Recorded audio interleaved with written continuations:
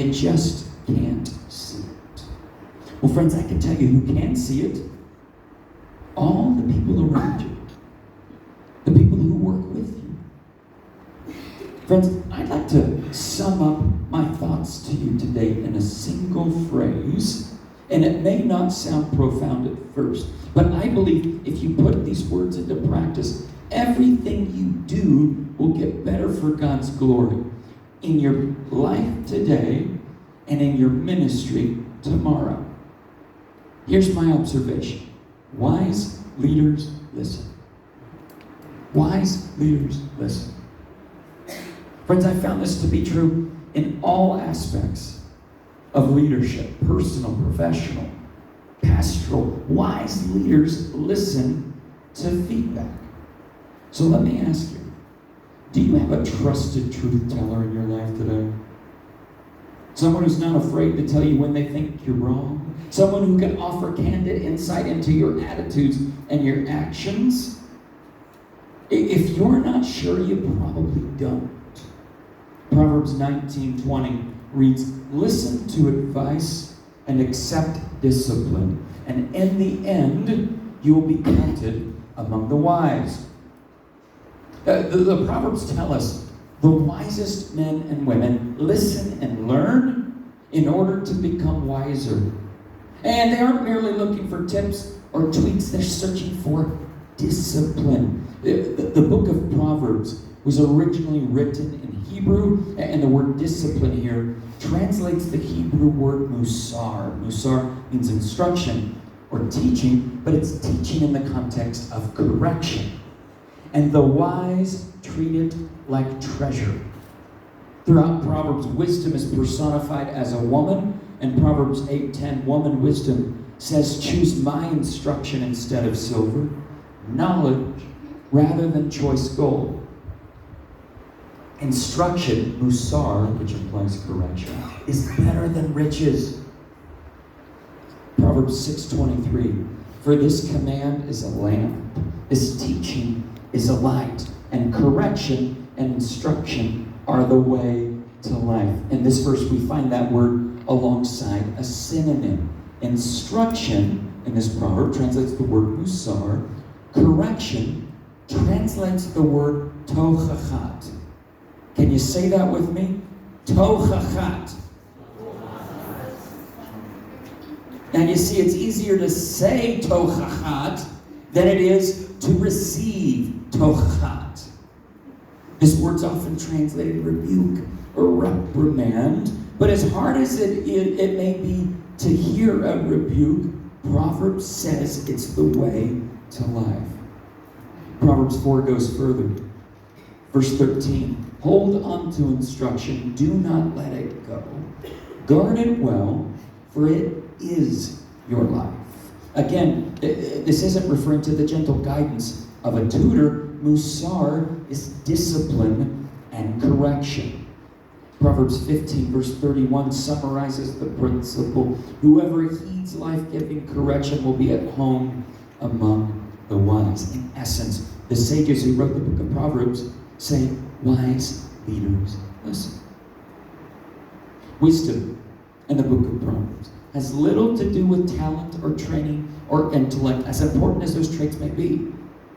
You know, you can be talented without being teachable. Wise leaders are teachable leaders. Wise leaders never stop learning because they know life never stops teaching.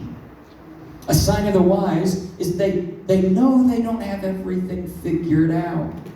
Only a fool thinks he has all the answers. Only a fool thinks she's perfect and above correction. According to Proverbs, wise leaders cherish feedback.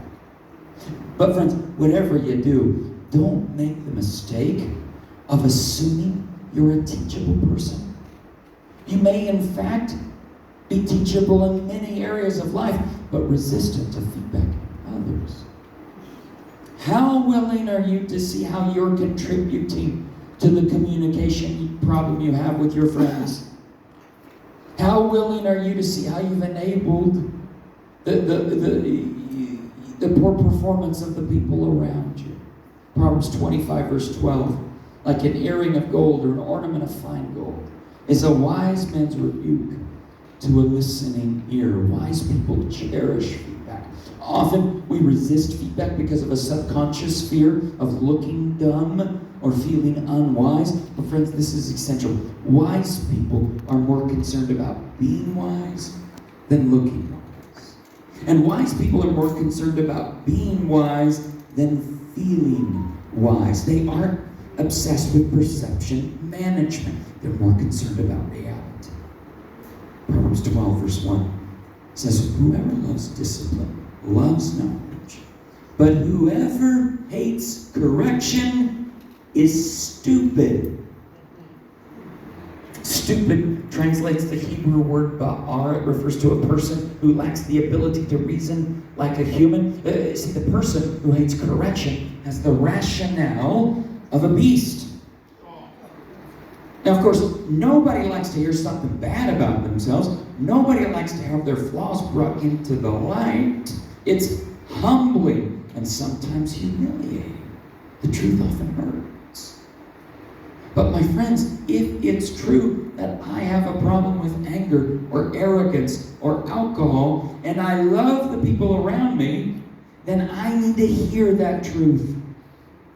If there's a particular skill or talent that I lack at work, and a coworker or a colleague brings it to my attention, it would be absolutely illogical, irrational, dare I say, stupid, to shove it under the rug and pretend it's not true.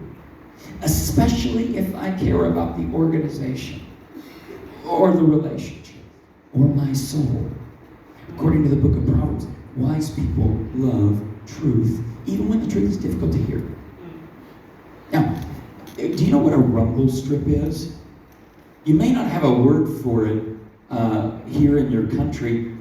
Sometimes in America, they call them sleepers lines or growlers. Well, a rumble strip is the groove or raised marker placed on a roadway to get a driver's attention. You know what these are? They warn a driver to slow down, or they alert a driver that they've drifted out of their lane. See, when the wheels of the car come into contact with the rumble strip, the driver and everyone else in the vehicle hear an irritating rumble and feel a jarring vibration like this. You know that sound? I hate rumble strips. So does my family. If we're in the car on a trip and I roll over a rumble strip from the back of the vehicle, I hear, "Dad!" And it's not just the sound that's so irksome, it's the grating feeling of the vibration. See, when you drive onto a rumble strip, you immediately want to drive off of it. No, I don't like rumble strips, but I need rumble strips on the road, and I need rumble strips in my life. A rumble strip is an intentionally placed warning sign designed to get my attention. I need them for driving decisions. I need them for diet decisions. I need them for decisions I make in both my personal and my professional life. Now, there are countless ways we can build metaphorical rumble strips into our lives. We have smartphones that help us manage our physical health and our financial health, even our spiritual health. But friends, I found the best types of rumble strips are human. I need to surround myself with people who can serve as warning indicators, people who can speak into my life, people who can shout into my life if necessary. See, I need people on the road with me who can alert me to impending danger like a rumble strip. When they see me veer too far out of my lane,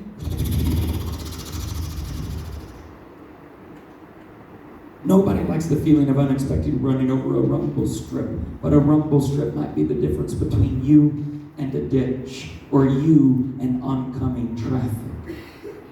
So you gotta install a few rumble strips in your life.